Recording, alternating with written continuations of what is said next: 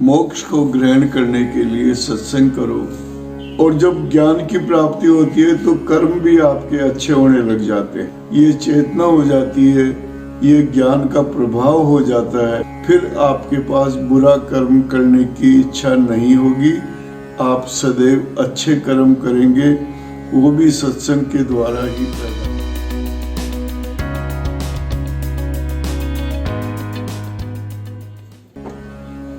साहेब बंदगी, साहेब बंदगी, साहेब बंदगी। भक्तों, आज हम 14वीं साखी के रूप में आपके समक्ष प्रस्तुत हो रहे हैं। ये साखी कबीर बीजक की बहुत ही सुंदर साखियों में से एक है।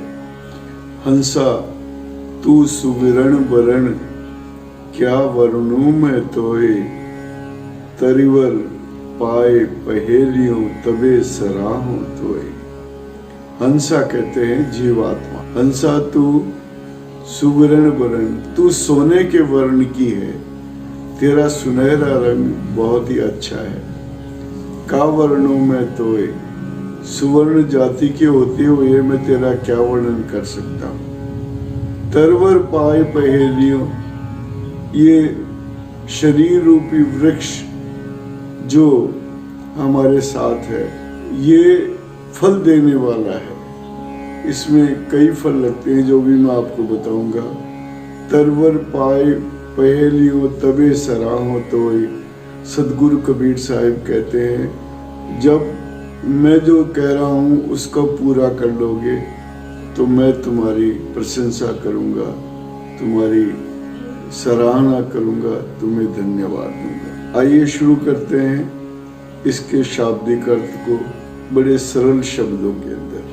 हे हंसा, हे आत्मा, तेरा रंग बहुत ही सुनहरा है, तू निर्मल है, तू ज्ञानवान है, तू निर्विकार है। तेरा वर्णन करना बड़ा मुश्किल है, फिर भी मैं इतना ही कह सकता हूँ कि तेरी ये जो स्वरूप की चर्चा है, ये वाकई बहुत ही सुंदर है। मानव शरीर एक वृक्ष के समान है। जैसे वृक्ष में फल लगते हैं, वैसे ही ये जीवात्मा रूपी एक वृक्ष जो मानव शरीर का प्रतीक है, इसमें भी फल लगते हैं। वो फल हैं 4 तरह के: धर्म, अर्थ, काम और मोक्ष। चारों फलों को अगर हम अलग अलग विषयों में वर्णन करें तो बहुत बड़ा अर्थ हो जाता है, लेकिन संक्षेप में धर्म का मतलब धार्मिक रूप से, अर्थ का मतलब आर्थिक रूप से, और काम का मतलब कामना से है, और चौथा जो फल है वो है मोक्ष।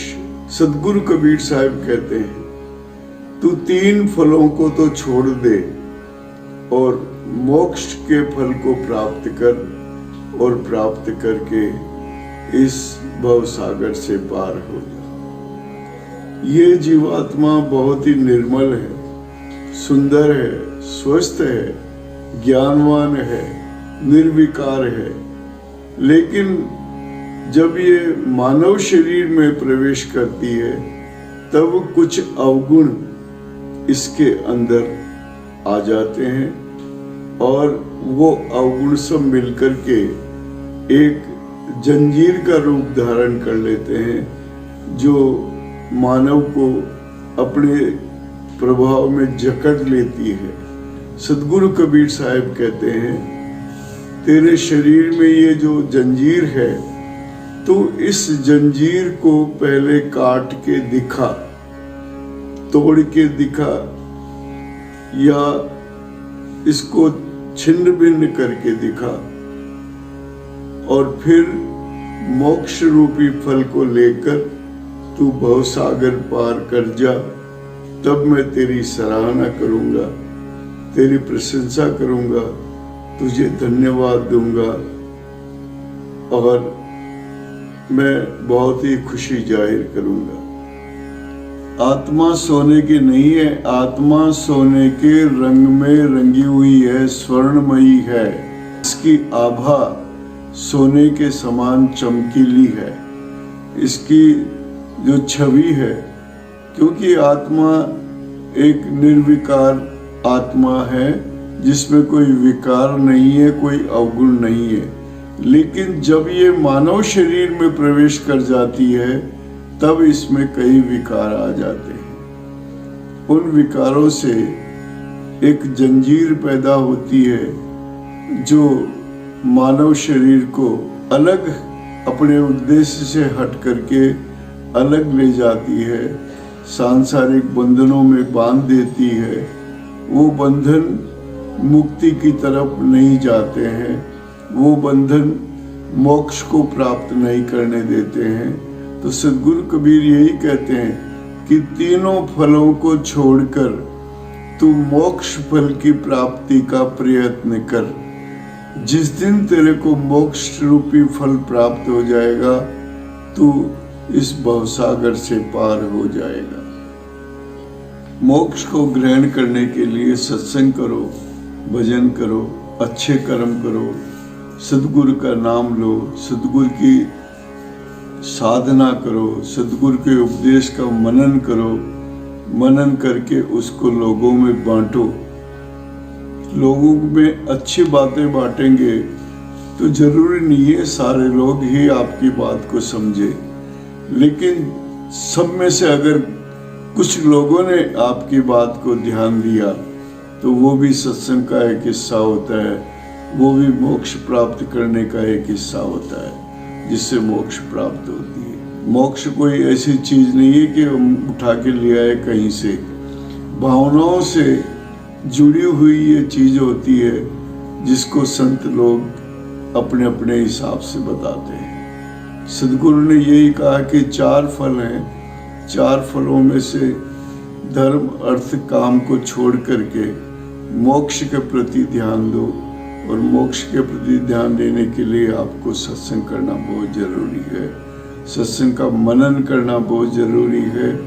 इसलिए आप सत्संग करो, सत्संग करो, सत्संग करो। सत्संग का एक ही रूप नहीं होता है, एक तो संगीत के रूप में होता है, एक नाम रटने के रूप में होता है, एक प्रवचन करने के रूप में होता है, एक स्वयं अकेले बैठे बैठे भगवान का नाम लेते हैं, वो भी सत्संग होता है। और सत्संग में भी 2 रूप होते हैं, एक जपना जो मुंह से जपते हैं, बोलते हैं, रटते हैं, एक होता है अजपा राग, वो आत्मा के अंदर आपकी आत्मा बोलती रहती है, आप चुपचाप आंखें बंद करके बैठ जाते हैं, ये भी एक सत्संग का रूप है। तो जो जिसमें प्रवीण हो जाता है उसको उसी सत्संग का पुण्य प्राप्त होता है। सत्संग करेंगे तो अच्छे कर्म ही आपके शरीर में उत्पन्न होंगे, आपके द्वारा अच्छे कर्मों का फल आपको मिलता जाएगा, और वो जो ज्ञान बढ़ेगा उस ज्ञान से अज्ञान का नाश होगा। अज्ञान का जब नाश होगा तो बुरे कर्मों का भी नाश होगा, और अच्छे कर्म करते हुए अच्छे गुणों का विकास होगा, तो आदमी का पुण्य बढ़ता जाएगा, और पुण्य एक दिन इतनी ऊंचाई पे चला जाएगा कि जहाँ पर आपको सतगुरु के पास जाने का मौका मिल जाएगा, सत्यलोक में जाने का मौका मिल जाएगा, परम तत्व की प्राप्ति हो जाएगी। ये सत्संग का सबसे बड़ा रूप है, सत्संग का सबसे बड़ा फल है। समझे आप, मैंने बताया सत्संग करने से ज्ञान की प्राप्ति होती है, और जब ज्ञान की प्राप्ति होती है तो कर्म भी आपके अच्छे होने लग जाते हैं। आपके अंदर ये चेतना हो जाती है, ये ज्ञान का प्रभाव हो जाता है कि जो कुछ कर रहा हूँ मैं ये अच्छा कर रहा हूँ या बुरा कर रहा हूँ। फिर आपके पास बुरा कर्म करने की इच्छा नहीं होगी, आप सदैव अच्छे कर्म करेंगे, वो भी सत्संग के द्वारा ही पैदा होता है। इसलिए अच्छे कर्म करो। अच्छे कर्म में आपके कई चीज़ें शामिल होती है।